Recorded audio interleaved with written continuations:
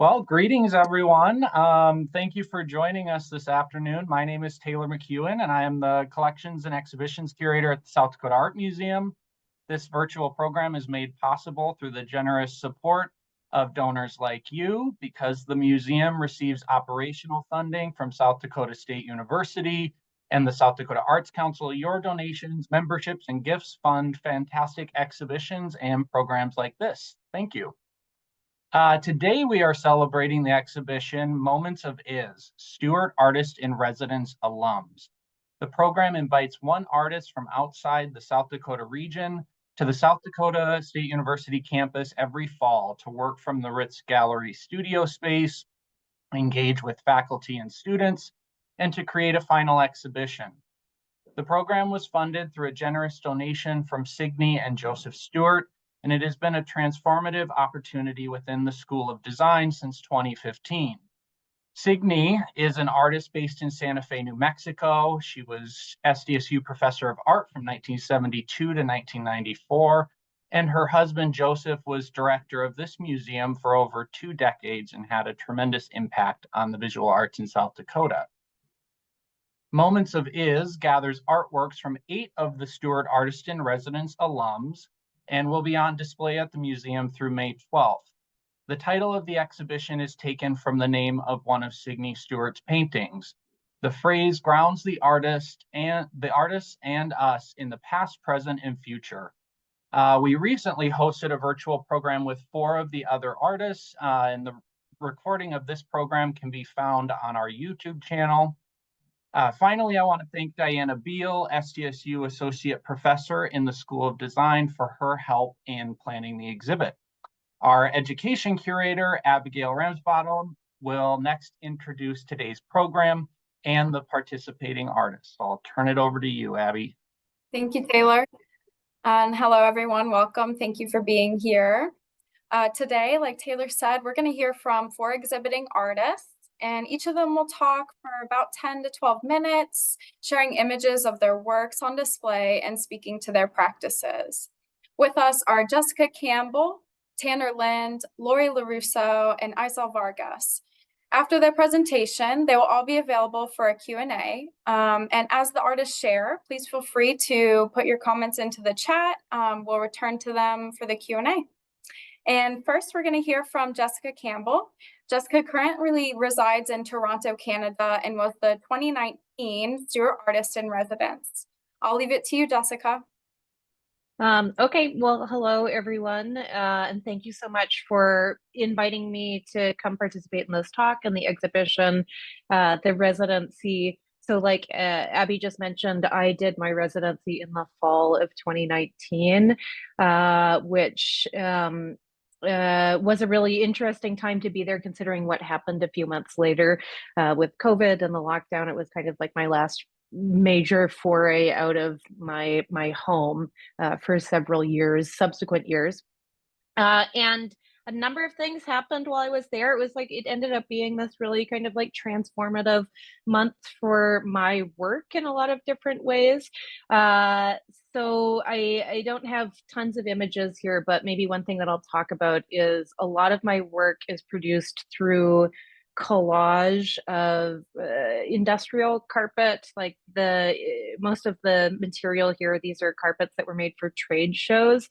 And these are like remnants that I got from a trade show company outside of Chicago. And they're produced by kind of like cutting things together and making collages. And up until the residency at SDSU, I had been working in this really kind of like planned, meticulous way, sort of figuring out in advance what the image would look like. And near the end of the residency, while I was there, I had a bunch of scrap material left over, and I just started kind of like gluing together pieces at random, and then ultimately found that a figure emerged out of these pieces, or I kind of forced it a little bit, kind of like the phenomena of pareidolia, when you look at the clouds and see a face or a bunny rabbit or something. And this ended up being something that it was sort of like a one-off while I was there. But then when I went back to Green Bay, Wisconsin, where I was living at the time, and then lockdown happened, all of a sudden I had lots of time. All of my exhibitions and residencies and other plans had been canceled or kind of postponed. And then I also found myself like really kind of overwhelmed and stressed out and worried about a lot of things that were happening in the world. So what I started doing was going into the studio and kind of like gluing things together randomly, because it was this mindless thing that I was able to do while also kind of like having all these arguments in my head. And a lot of what I was worried about, or I had, major concerns about just the world and COVID and climate catastrophe and things like that. So things I was afraid of. And then the other thing that was kind of going on in my mind was thinking about my father, who's like a far right kind of conservative, evangelical, anti-vaxxer kind of person who, particularly during COVID and in subsequent years, has gone down this like rabbit hole of QAnon conspiracy theory sort of behavior that's like driven a real wedge in the family. And so I don't talk to him very much, but I have a lot of arguments with him in my head. I'm like constantly talking to him in my mind, especially at this time I was. So the works that I ended up producing during that time became some of the pieces that are in the show, in the Moment of Is. This is one of them. And it's called Ephialtes. I don't know how to pronounce it exactly. Fighting my dad about vaccines. Maybe we can go to the next image. Okay, this one's called Aries, Fear of Men. And so one thing that started happening as I worked on these pieces is I was having these fights in my mind, or like these fears that were recurring. And I was also teaching Western art history. And so I was talking a lot about like Greek and Roman art, all kinds of things. And one of the things that I was really struck by is that in ancient Greek art, the gigantomachy, which is the battle between the gods and giants, was often used as a metaphor or a motif to represent what was happening in contemporary Greek society. And so I started to think about these figures as these gods and giants that were fighting one another. Maybe you could go to the next image, Abby. Here's another one called Athena, Fear of Destitution. These are all in the show.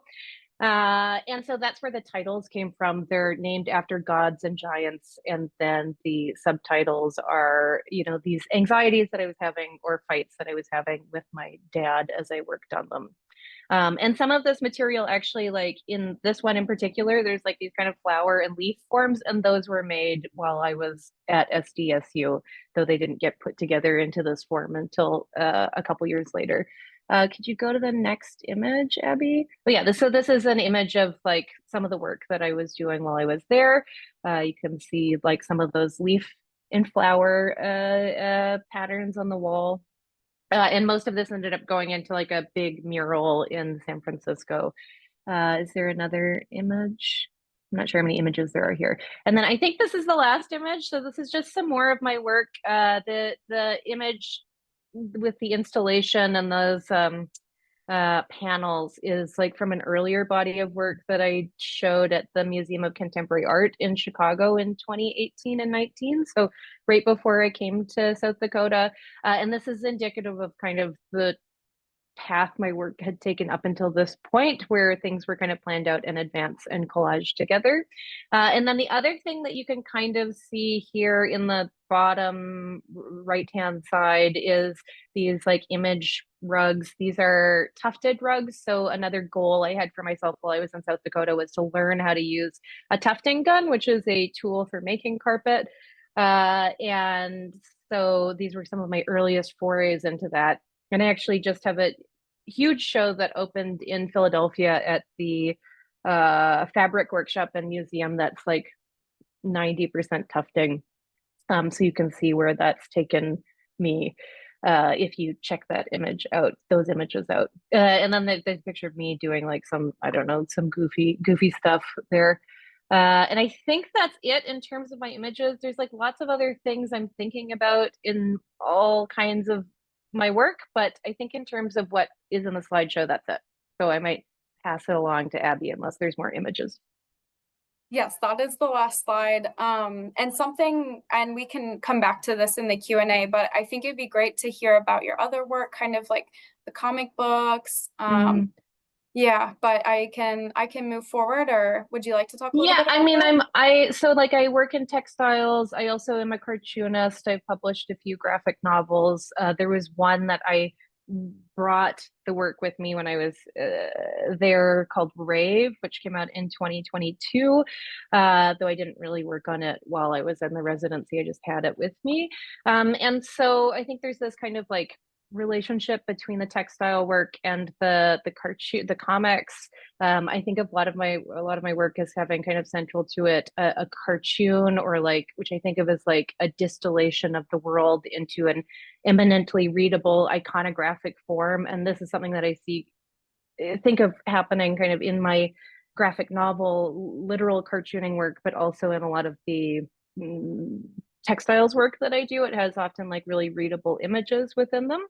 And then there are certain themes that kind of like come up again and again. So like my own kind of evangelical upbringing and feminism, an interest in like craft and blurring boundaries between high and low art. I'm interested in like class struggle and kind of like talking about class in my work too.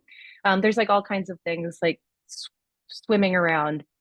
And yeah, if you want to read my comics, you can get the books. I also did a comic for the Museum of Modern Art in the summer that's on MoMA's website. So you can just look up my name and MoMA and you can read some of it there too.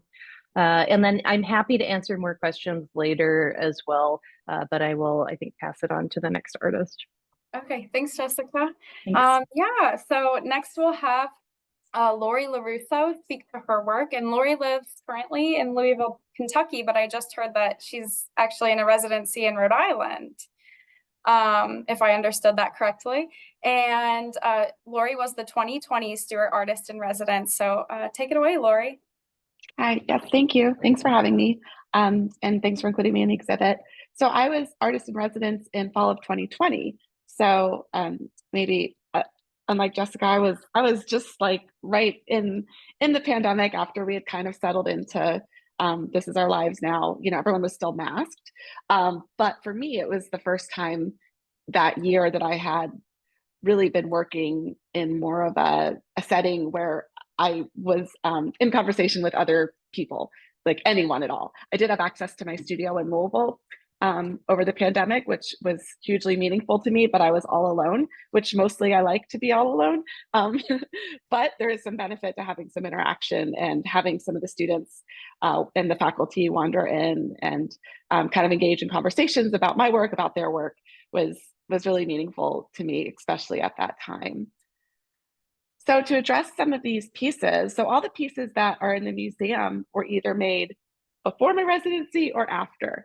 So the piece that you can see right now, well, let me just say about my work in general, I tend to make paintings and installations. Some of the paintings are modular and they're combined to create larger narratives. And a theme that I return to often is the class-based coding of food and animals in my environment. Generally speaking, that's like domestic and domestic adjacent spaces, both urban and rural. So this painting that you're looking at now, this is from a series of paintings called After Party, which evolved from a previous series of paintings that were all of these kind of perfectly untouched birthday cakes, which I won't get into now, but these were all like these partially eaten, kind of very carefully composed but messy cake paintings. And I'm interested largely in how meaning is created and communicated through signs. So anything that can be used to convey meaning and shape our perception of our surroundings and experiences is something that really gets me going when I'm looking at images and creating paintings. And so in my case, I use these painted pictures to suggest meaning, and I think that meaning is always dependent on context. So for example, in this painting, there's this partially eaten cake, but it's also a sheet cake. It also is on a cardboard, a gold-plated cardboard base on top of a plastic base. And so like, what does that tell us about the cake? It was probably purchased at a grocery store, and not a specialty grocery store, but like a regular bakery section in a grocery store. And then you look at the utensil and it's a plastic knife, which probably means that this cake was consumed in part outside of the home, like maybe at a break room at work or at a school. So these things are all, I think, relevant to how we read the painting. And, I guess alongside all of each person's individual lived experiences, they begin to tell a story. And the stories that these paintings tell change across time, location, and audience. So it's both like relatable and unexpected. Let's please move to the next image. Okay, these are some paintings, 6 different paintings, but they're kind of forming a group. These were part of an installation that I did in Cincinnati, 2022, a large installation called Precarious Panoply. I've kind of delved into this research about these synanthropic animals, which are the non-domesticated animals that thrive in our domestic and domestic adjacent spaces. And of course, we've always had those. We think of, in cities, we think of rats and mice and pigeons.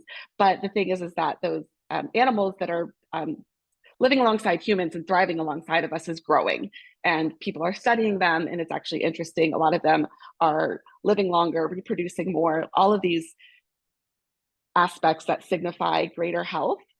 These animals that are living alongside us humans and basically eating our trash, they're doing great. And it's this really interesting conundrum. So that's, I could talk about that all day, but I'm just thinking about how we attempt to manage wildlife in our personal lives. And I think we do that in order to feel safe from bodily harm, safe from disease, safe from unpredictable or like quote unquote wild behaviors. Environmental researchers and some of the stuff I've read about these animals, they often say that managing wildlife is more about managing humans, which is interesting to me. And so, for example, and again, this is part of a larger tableau, but these exist as individual paintings, thinking about how people set up bird feeders to bring birds closer to their homes so they can appreciate them and look at them, identify them, do whatever we do when we like to look at animals and love the wildlife. But bird feeders often attract other animals, squirrels, raccoons, bears, possums, which many people see as uninvited and possibly dangerous. So just thinking about, I guess, the paradox. A lot of my work exists around a paradox. It's like this and this and that's what these paintings, that's kind of a basis of what these paintings came from. Oh, here they are individually.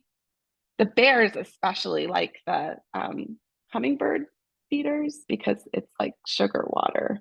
And I'm in Newport, Rhode Island right now, but I live in Louisville, Kentucky, which is central Kentucky, but Eastern Kentucky, Tennessee, there's so many black bears just romping around people's yards, getting in the hot tub. They're just everywhere. And it's both adorable and terrifying at the same time, which is another one of those paradoxes that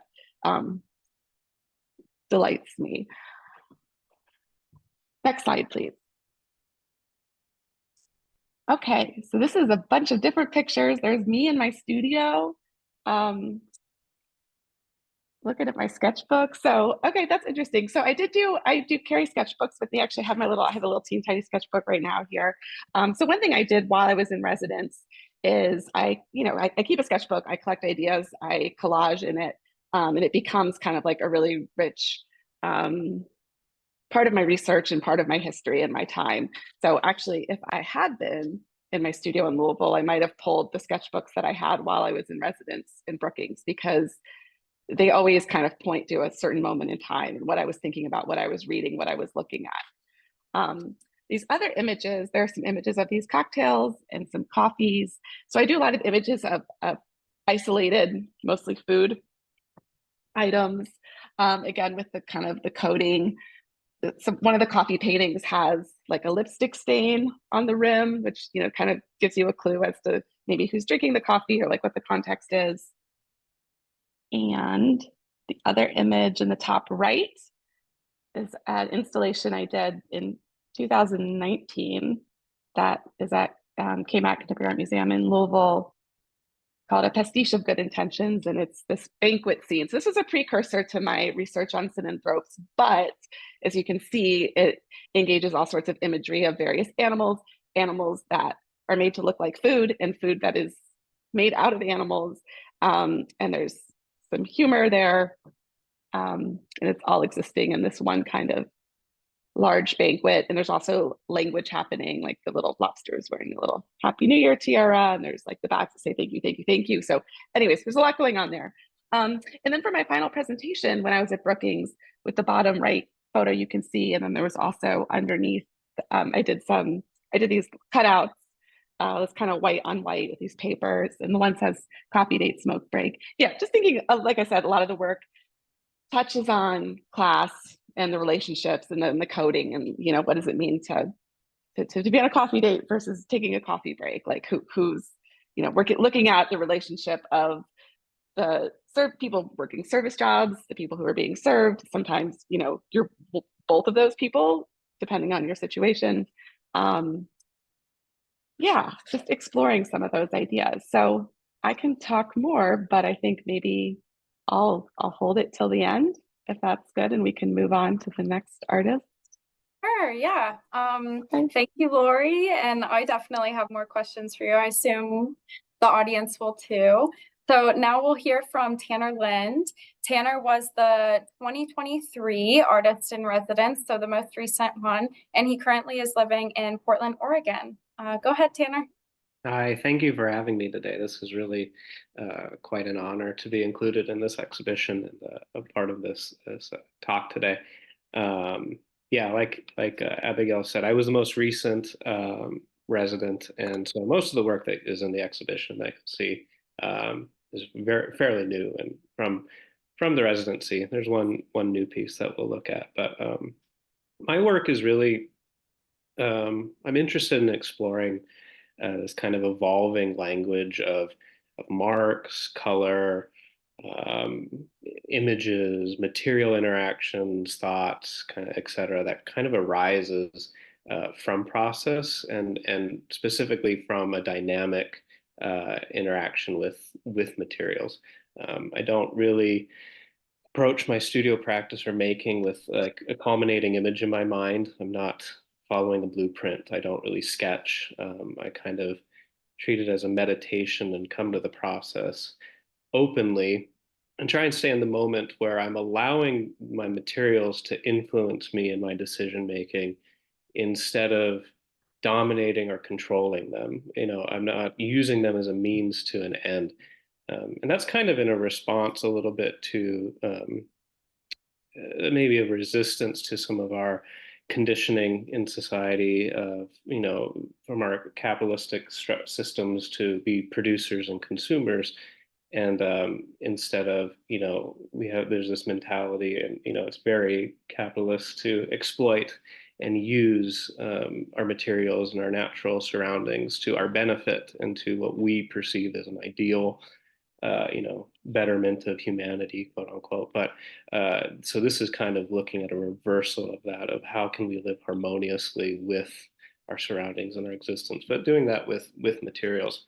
And I really do think that this first piece that we have here is kind of a good encapsulation of some of these ideas of really allowing materials to dictate what comes out of process. These were just kind of, when I was in residency, I was doing a lot of collage work and work on paper. And these kind of just emerged from this pile that I had of generated material that I was working with. And the white shapes on the square piece are actually cutouts that I ended up using in other areas. And it was just kind of interesting to see. There's another piece that we'll look at that has a similar spontaneity, I think, to it, of just like finding these things that were just meant to be, it seems like. You can go to the next slide, please. So this piece is the one piece that I did post residency. I made a few pieces post residency, but this was the first one that I made getting back in my studio in Portland. And before the residency, I was making large scale paintings, you know, 6 foot squared, 7 foot squared, and really the feeling and energy in those paintings were very atmospheric and very kind of cosmic. I was more interested in kind of overarching large cosmic structures. I spend a lot of time looking at Hubble and James Webb Space Telescopes and images of space.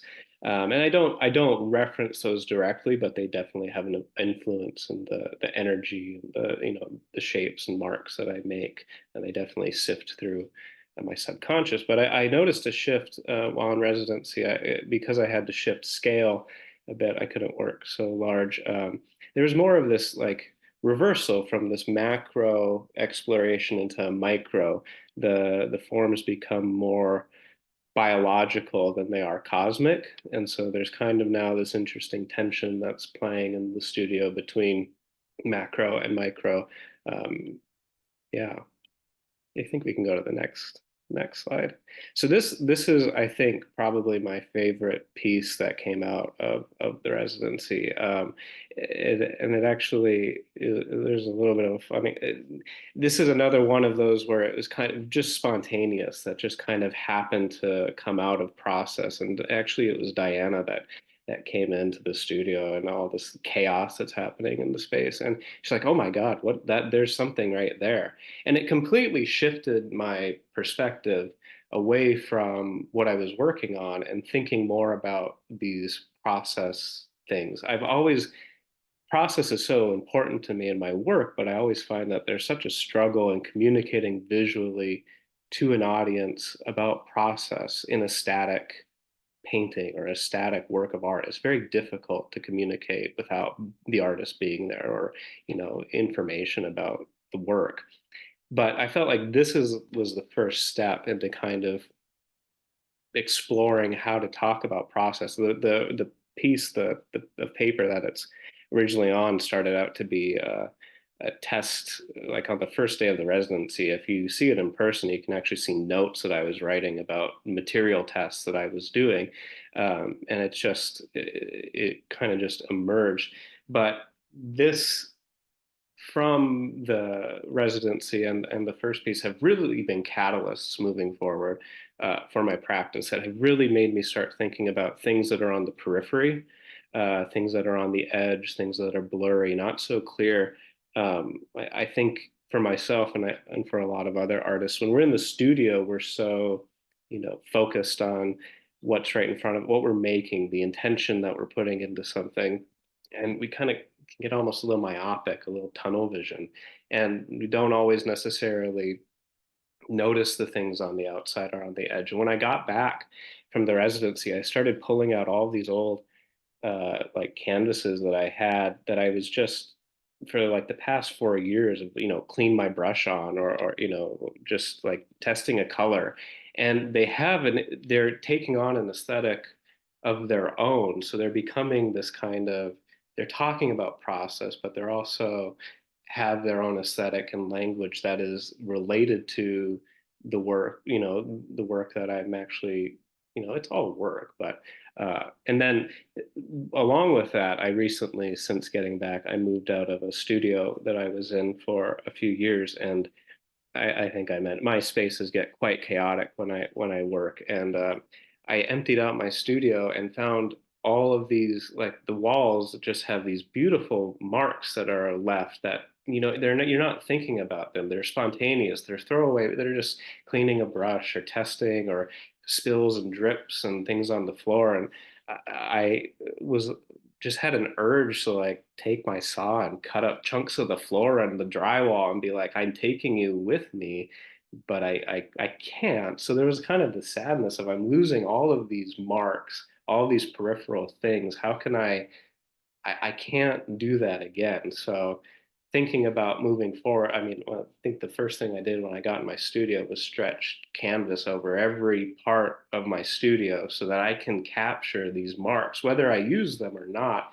But they kind of become this like detritus of time, and it's really kind of an interesting, that's a new avenue that I think the work is taking. But then there's also this tension now between the intention of making an object, but also this like happenstance that happens in the studio. And I'm trying to find where those two can start kind of colliding a little bit.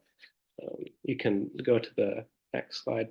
Is the last piece in the exhibition that I made. another kind of, shifting of scale I had talked about a little bit earlier, but I also approached going to the residency as an opportunity to shift the parameters in which I work in, to kind of keep me out of this a static, repetitive productive state. I try and find different interruptions into my process. And one big thing that I did with the residency was moved away from working on canvas. I never explored working with paper, collaging, really painting on paper. So that was something that I did intentionally to start shifting my focus and materials in a new direction. And what I think was really, I see it as a success in that I left with more questions than answers, which only really excites me at the end of the day, to get back and immediately want to dive into watching these things unfold even further. You can go to the final slide. Thank you.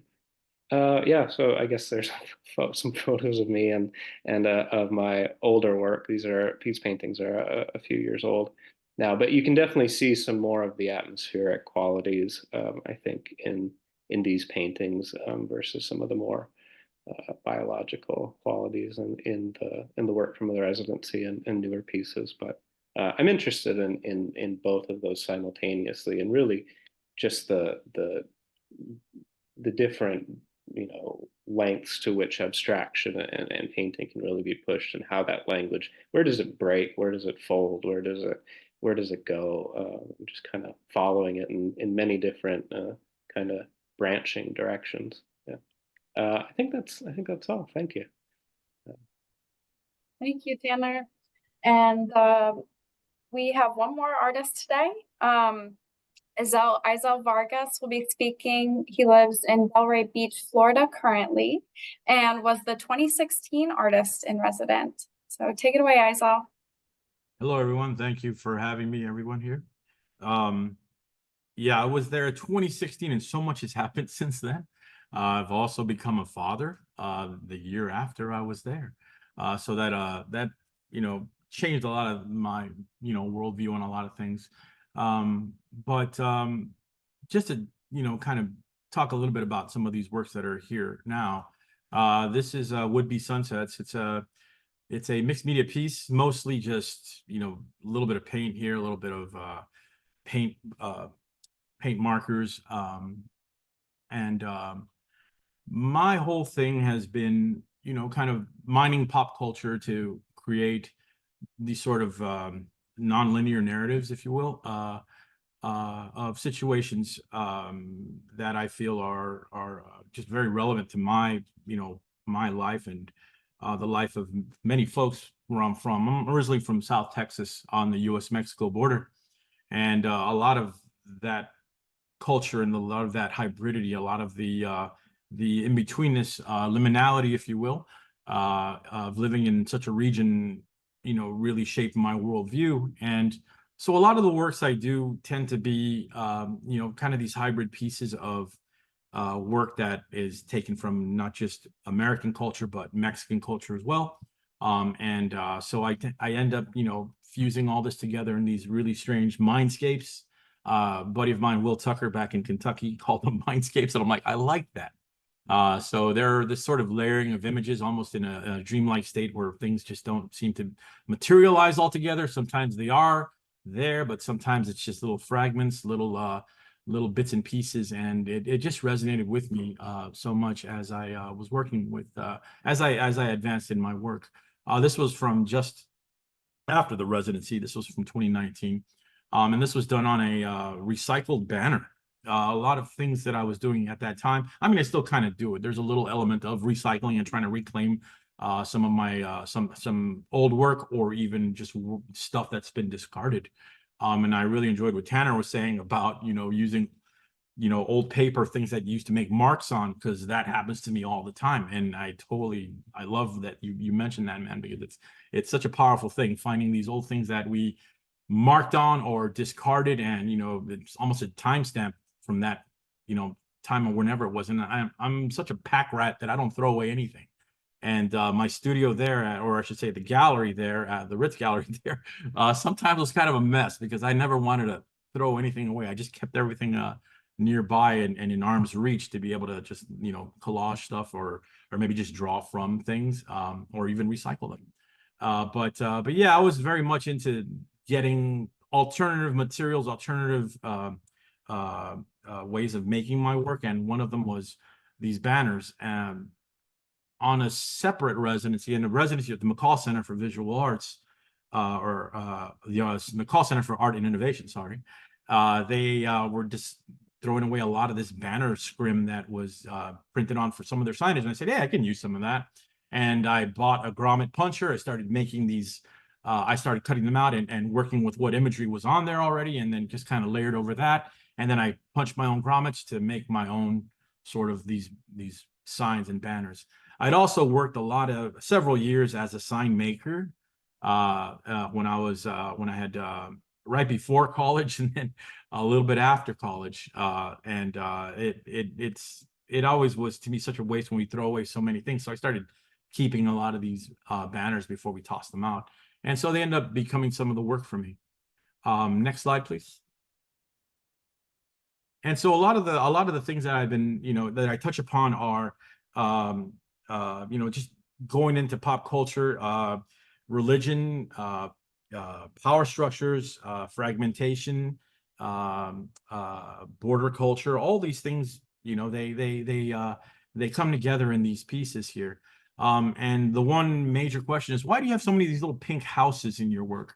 And I love telling the story because it's a really awesome one. I realized much later that it had an awesome ending to it, but the references to the old John Mellencamp song, or the John Cougar Mellencamp, I should say, when he still called himself John Cougar, Little Pink Houses, or yeah, it was just called Little Pink Houses. And it's a song about the shortcomings of the American dream. So for me, it had a lot of power in the lyrics and how he sarcastically would say, little pink houses for you and me, and it was just showing culture in such a way of the haves and have-nots. And I always love the song I always loved the song anyway. My mother grew up playing a lot of rock music when I was a kid. So when I saw that pink house, I was like, yeah, man, I can use this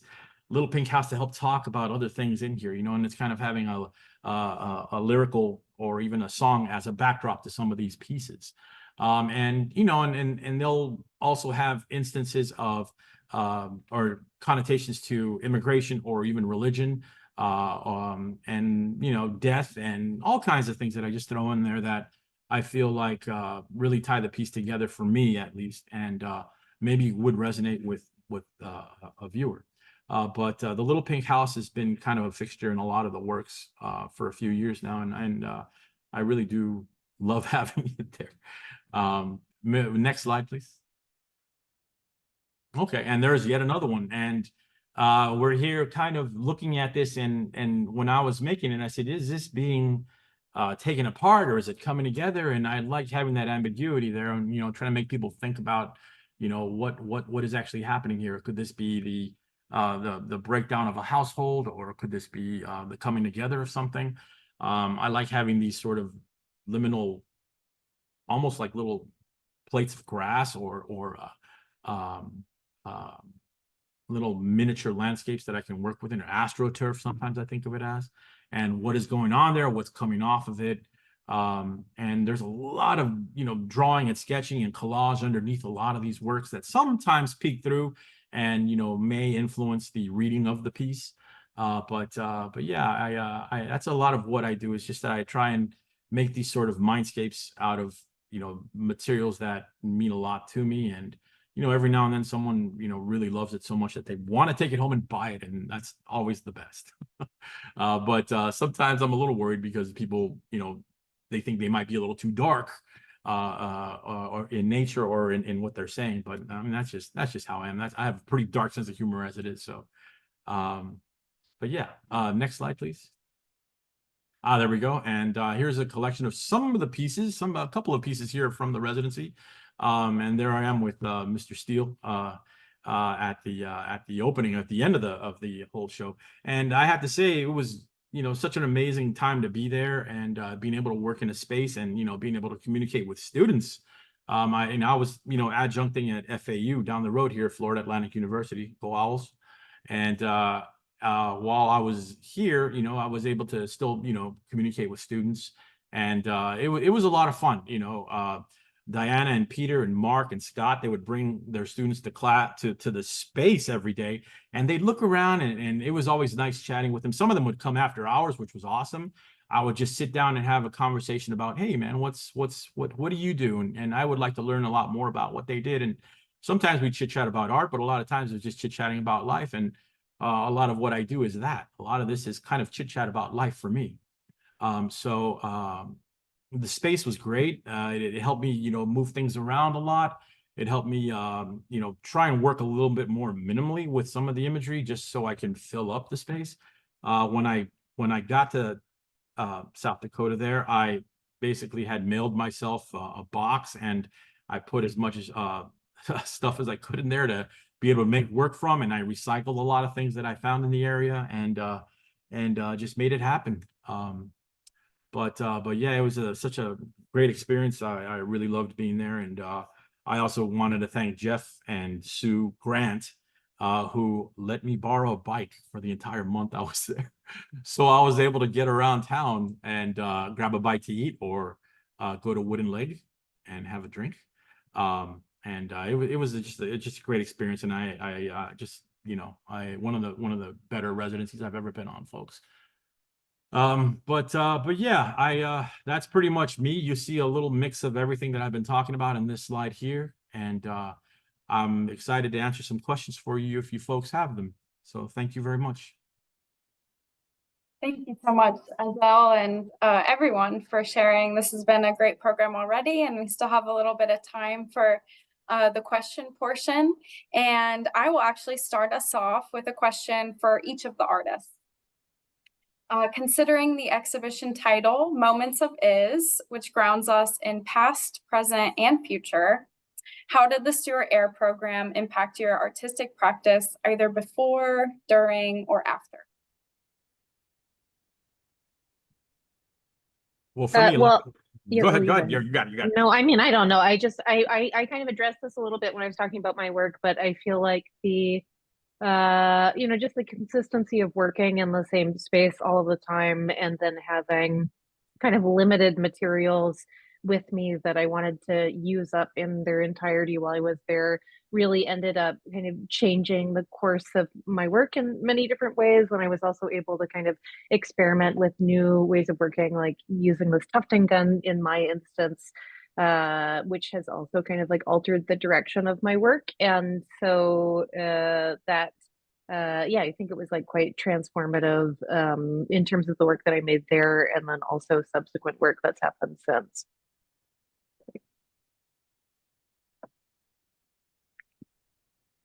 Yeah, I also think I addressed a lot in my talk about kind of the influence of the residency, but I do, there are ripples that have come from the residency, and I'm really curious what comes from it. And still, you know, it's pretty new. It's only, what is it? Is it even 6 months since the residency? So I'm really, I came out of it, like I said, with a lot more questions than answers, and that just makes me want to dig in even more. So yeah.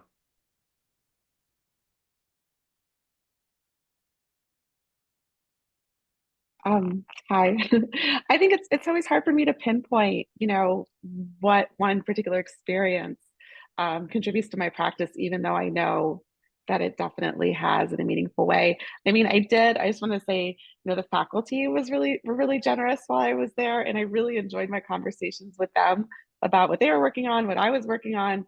I know I was there during a weird time, fall of 2020, but having that kind of camaraderie, feeling like they were peers, was really meaningful as well. So faculty, yay. Yeah, same for me. I mean, I think the space for me was something that, again, I showed up with very little and, had to make do with what I had. And it helped me really just be a little bit, work with an economy a little more. And that definitely comes, comes into play now. And I feel like I'm making a lot of smaller things that will enable me to kind of puzzle together or put together some peripheral pieces to something that's much larger, which I definitely got out of that while I was there. So it definitely helped me grow in that sense. Thank you all. There's a question in the chat for Jessica from Peter's Drawing One students. How long does it typically take to complete one of your large fiber pieces? Hello, hi, Peter and class. So I think it varies like pretty considerably. In the last slide that Abby put together, there was an image of this installation I did that had these 3 by 4 foot panel pieces in them, and those each took pretty much like 40 hours each, like a work week. And I know that because I had a year to produce that exhibition and had to like really kind of plan out how much time I needed for each one of them. But the new figure pieces vary a lot because I will like kind of put some stuff together and then put it aside and come back later and put it together, put more pieces onto it. Also, a lot of them now, I've done like tufting workshops with people where we kind of like work on a big rug collaboratively, and then I cut it up and collage it together. And so, I don't know, like maybe I have maybe like 40, 50 hours or something for a lot of them, but it ranges a lot.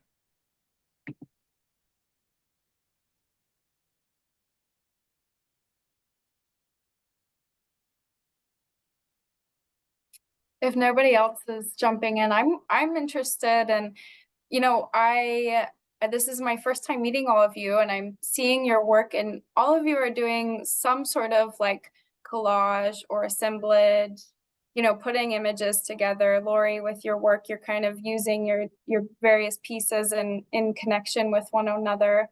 And you've talked about it, all of you have, but what for you, like, what is this power of collage? Is it something like that, I don't know, as a tool in your work, or it's just so easy to come back to?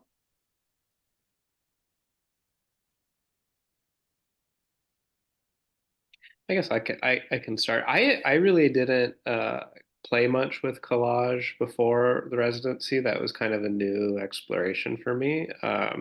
Mainly, it's kind of, I mean, you can collage on canvas, but it had never really crossed my mind, and it's just so easy with paper. But what I really loved about collage is the ability to, play with composition, and you could really kind of build things up without attaching and take it all apart. So there was kind of this like building and destroying and building, and there's kind of this fluidity to it, which I love about paint. So there's this kind of similarity and process of this kind of evolution and then deconstruction, and yeah, I really enjoyed the freedom that it allowed. Yeah, definitely that. I mean, I just piggybacking on what you were saying, how even just a little piece of paper with a different image completely changes the direction of the piece, and I love having those little epiphanies, if you will, whenever that's happening. But yeah, no, definitely having a space to do this, that end time, that was amazing.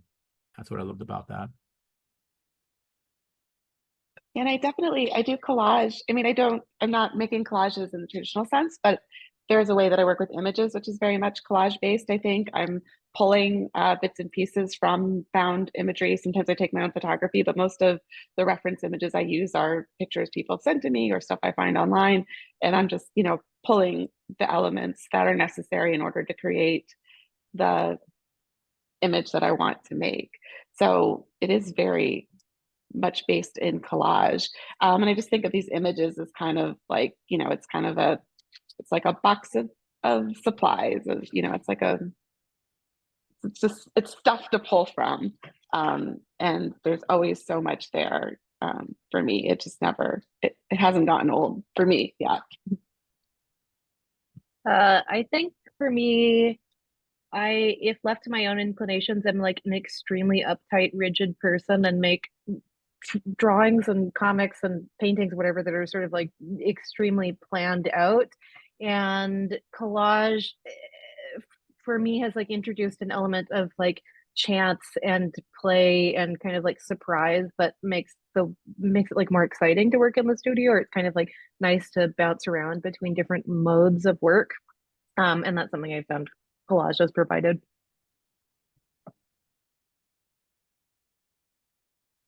Thanks. A question from our friend Diana Beal. She says, "Hi, everyone. Could you talk about how the Stuart Artist-In-Residence program is different from other residency programs you've participated in?"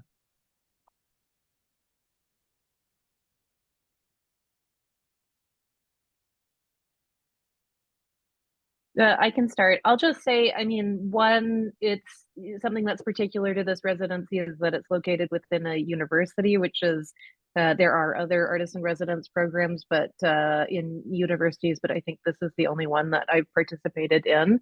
And so that has its own, sets of conditions that many of us have talked about, like having students. One thing I found what was like interesting, it took a while for me to get used to, but I really enjoyed, was like having students come in and out of the space often. That also ended up kind of determining some of the work that I made, because I was like, okay, I'm in a bit of a fishbowl. I can't do anything that requires a lot of like focused concentration because I might get pulled out of it at any moment. But once, when I kind of like leaned into that, I really liked it. We also had the benefit of having great people like Diana and Peter and faculty around, which I think was really generative, for me, and fun. It's different. It was different from other residencies that I've done also, in that we're one person at a time. And so it's sort of a little bit like both hyper social and kind of like isolated at once or something. So it was like very unique. And then also there's like great support, like the space is beautiful. Getting some funding to be able to participate in it is really made it possible for me to come, for instance. Yeah, same thing for me. I think the student interaction was my favorite part of it. And there'd be days where, like I said, students would just come in, and we just talk about anything, whatever it might be. So, and it became more, I guess, what's the word I'm looking for? It just felt nice to not have to just chit chat about art, the whole time, even though that's what we're doing. But I felt like we did communicate on other levels, and I got to meet a lot of really interesting students that way. But definitely the interaction, the having people come through the space, looking at where you're at, and kind of like, I'm watching them too to see like what is resonating with them. Or are they just walking right by this, And I'll tell, hey, maybe you should do some more work on that or something, But some of them would, we just talk about what they want to do after. You go to grad school, or do you want to go into business, or what are you going to be up to? And so we'd have conversations like that all the time. Or it can just be, conversations about, family life, or a lot of it was about culture too. I would have a lot of people talk to me about where I'm from and how that influences. And I think a lot of students there, there were several students that were native population, and they really had a lot of really interesting things to say. So that's not something I really get a lot of down here, which was kind of nice. So definitely the student interactions for me, and just being able to have the faculty bring their kids through there, and just being able to interact with them. That was my favorite part, definitely. I think for me too, being on campus, but not teaching was really nice. I've done some residencies at universities that do involve some form of teaching, which I'm sure has its own benefits, but it's a separate thing. That's for me, that's a lot of, it's a lot of very focused work that takes me away from my own work. So to be able to have, be on the campus, interact with faculty, interact with students, but not be teaching a class was pretty meaningful. So I do like how it's structured that way. And I know some universities now are offering these, artist residencies, which basically they just want you to come and teach a class for very, very little. But I felt more like I had freedom to work on my own stuff and engage with people while doing that, which was great.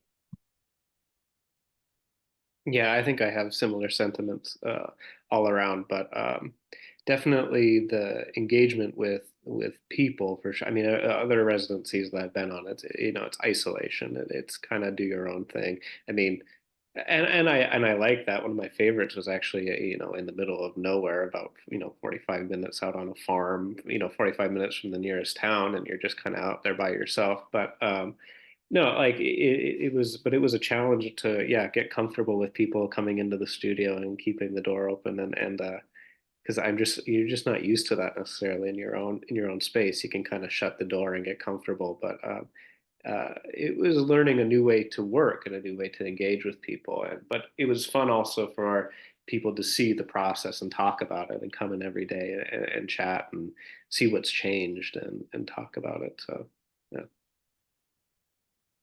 Oh, and I'll add one more thing. I felt like there's also like a vulnerability, which has kind of been touched upon, just because I didn't, I was like, how involved should I get in this particular piece right now? I might need to stop and talk to somebody. But also, yeah, I work alone most of the time, and I really like it. And I'm not used to people coming in and looking at work mid process unless I invite them. So I think, but I mean, I do think that was useful.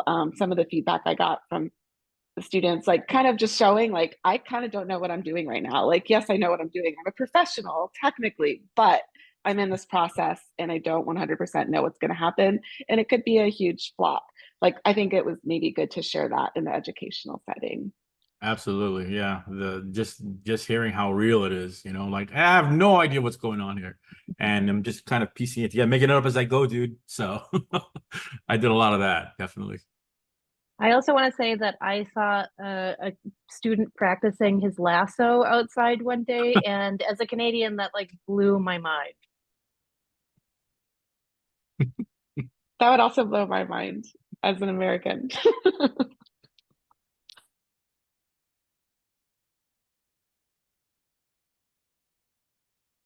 Looks like there's a question for Tanner from Eric Ritter. What do you feel happens to the paintings when you place your images right next to the edge of the picture plane? Hey, Eric. That's a good question. I'm guessing you're saying like placing like compositional elements. Specifically the piece that was with the black background, bottom right corner, you had a little neon dot. Yeah. And I took my class to the exhibit and we had a lengthy discussion. Yeah. So I'm hoping that we can kind of that's it right there. Yeah. Yeah. So I'm hoping we can play a video game and connect the dots with the discussion and what your thoughts are. Okay. Yeah.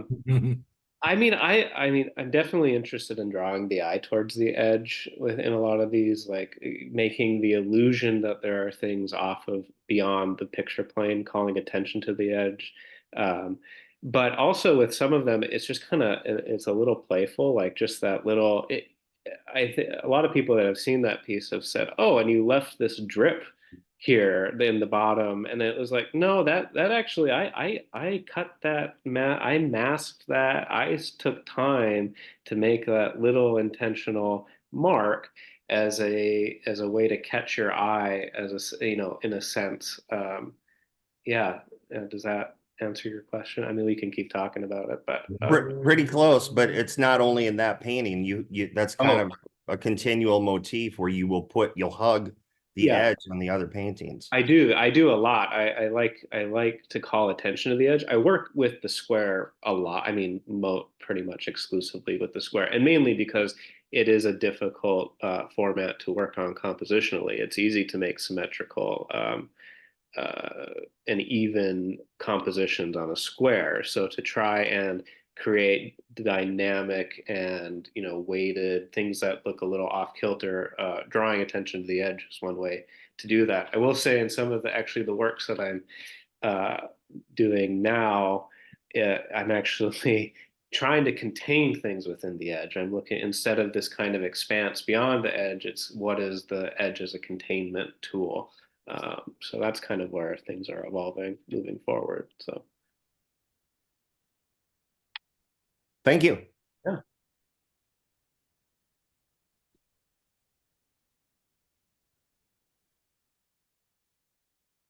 Well, it looks like unless we have any final questions that we're closing in on our time here. I want to thank you all for participating in the show and joining us today. It's really good to gather you all. Thank Yeah, you and for having us. Thank you. Thanks. Thank you.